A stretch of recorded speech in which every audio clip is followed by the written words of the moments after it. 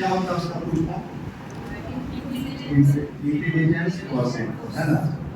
अच्छा, ये IQ actually मापने का एक तरीका है। आप सभी लोग जानते हैं कि किसी का बुद्धिमत्ता मापने का तरीका है। जैसे अल्बर्ट आइंस्टाइन के बारे में बोला जाता है कि उनका आईक्यू लेवल बहुत हाई था। गौतम बुद्ध के बारे में बोला जाता है कि उनका आईक्यू लेवल बहुत हाई था। स्पष्ट है ना? वो सिंपल मानव नहीं, उनका बुद्धि का लेवल बहुत ही ज्यादा एडवांस है ना? अच्छा, अब एक नया टर्म भी यूज होता है, इसी टॉपिक से रिलेटेड है, इसलिए थोड़ा सा हम ऐड करना चाह रहे हैं। EQ, EQ है ना? नाम सुने हैं ना आप लोग? नहीं, इसका फुल फॉर्म होता है इमोशनल क्वोशिएंट। ये इमोशनल क्वोशिएंट क्या मापने का तरीका है? किसी का कौन कितना इमोशनली बैलेंस्ड है। स्पष्ट है? जो जितना इमोशनली बैलेंस्ड होगा वो उसका मेंटल वेलबीइंग ज्यादा अच्छा होगा, उसका मेंटल स्टेट ज्यादा अच्छा होगा। आप देखिए जो फ्रस्ट्रेशन में रहता है बच्चा या कोई भी कोई भी, हाँ, उसका सबसे बड़ा जो कारण है उसका EQ लेवल कम है। आजकल स्कूलों में इसकी एजुकेशन भी दी जा रही है, तरह तरह की काउंसलिंग की जाती है कि कैसे आप अपना EQ लेवल बढ़ाएंगे। जैसे ऑफिसर्स की भी जो ट्रेनिंग होती है, जैसे अभी IAS का मतलब अभी देखें वीडियो देख रहे थे, उन लोग का भी एक चैप्टर होता है EQ पर, उन लोग को ट्रेनिंग दिया जाता है कैसे आप इमोशनली बैलेंस्ड रहें। उनको तरह तरह का हैंडल करना पड़ता है। तो EQ की चर्चा यहाँ पर इसलिए थोड़ा सा ऐड करना चाह रहे हैं कि सभी बच्चों के, आप सभी लोग गार्जियन आए दिन देख रहे, जैसा कि मैं भी चर्चा कर रही थी कि बच्चा अक्सर ये कोटा में जाता है, बच्चा 95% से एवर मार्क्स लाया हुआ बच्चा, और वो जाता है कोटा में 1 साल के अंदर में 2 साल के अंदर में अक्सर सुनने को मिलता वो सुसाइड कर लिया। अब सोचिए उस बच्चे का या उस बच्ची का IQ लेवल तो बहुत हाई था, वो 95% से वो मार्क्स ला रहा, लेकिन वो फेल कहाँ हो रहा था? उसका EQ लेवल कम है, वो उसका मेंटल वेलबीइंग, मेंटल स्टेट अच्छा नहीं है। और इस पर चर्चा होनी चाहिए, किसी की भी चर्चा होनी चाहिए, बच्चा हो, गार्जियन हो या किसी भी प्रोफेशन में हो, हम टीचर्स ही हो, सबके लिए इसकी बात होनी चाहिए EQ के बारे में। और इसका जो सबसे बड़ा फैक्टर है कि हम लोग का EQ लेवल क्यों कम होता है, हम लोग देखते हैं जैसे अच्छा क्रिकेट तो सभी लोग देख ही रहे हैं, महेंद्र सिंह धोनी नाम तो सुने ही है ना? बहुत लोग के फैन भी हैं, कभी फील किए हैं चाहे सचिन तेंदुलकर साहब, इन दोनों का नाम किसी अन्य खिलाड़ियों से कुछ ज्यादा ही है ना? क्योंकि ये मिस्टर कूल के रूप में जाने जाते हैं। धोनी साहब को देखे होंगे कि कितना भी विषम परिस्थिति हो जाता है, लेकिन वो बहुत ही कूल रह करके वो हैंडल कर पाते देखे हैं, और उनके साथ सक्सेस आया, तीनों तरह के ट्रॉफी भारत के लिए वो ला करके दिए। तो सबसे बड़ा बात जो है उनके साथ, उनका EQ लेवल बहुत हाई है।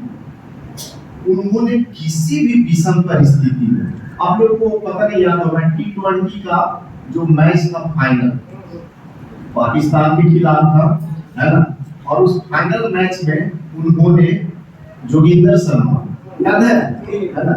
जो सबसे अंडररेटेड बॉलर थे और सबसे क्रूशियल ओवर में, सबसे 20वां ओवर था शायद, हाँ लास्ट ओवर था, और उस लास्ट ओवर में उनके पास और भी ऑप्शंस थे, लेकिन उन्होंने जोगिंदर शर्मा को दिया था। और उस समय बैटिंग कर रहे थे मिसबाहुल हक, है ना, पाकिस्तान की तरफ से। सबने अंडर एस्टिमेट किया, सब हंसा कि अरे ये तो मैच ये गया, लेकिन वो आदमी के चेहरे पर एक सिकन तक नहीं था। धोनी के बारे में बात कर रहे हैं, धोनी साहब के बारे में बात कर रहे हैं, और उन्होंने सक्सेसफुली उसको जीत लिया, मैच को जीत लिया। है ना, ये उनके गुड मेंटल वेल बीइंग को दिखाता है।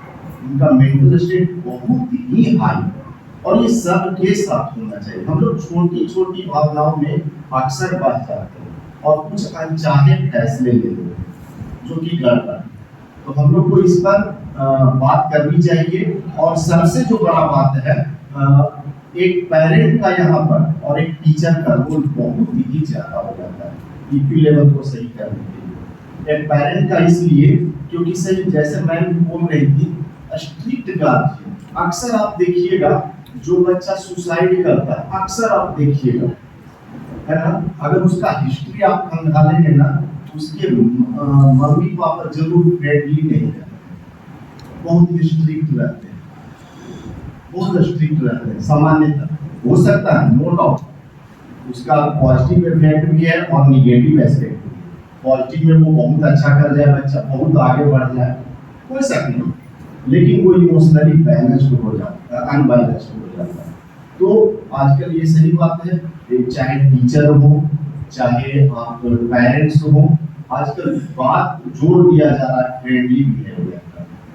उनके साथ फ्रेंडली बिहेव करें सभी बच्चों के साथ। और यहाँ पर एक जेंडर का लास्ट अब समाप्त कर रहे हैं। जेंडर का भी हिस्टोरिकल फर्क है। आप देखिएगा, लेडीज लोग, पता नहीं आप लोग इत्तेफाक रखते हैं कि नहीं, महिला लोग जल्दी डिप्रेशन और फ्रस्ट्रेशन में नहीं जाती,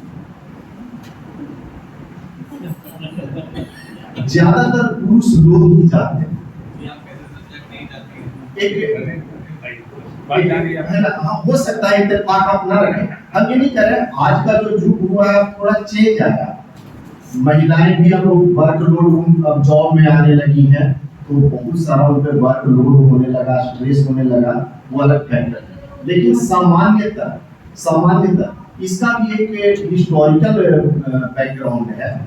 जैसे गर्ल्स लोग होता है, जो बच्ची होती है, वो अपना सभी समस्या बचपन से ही वो अपने माँ के साथ शेयर कर पाते हैं।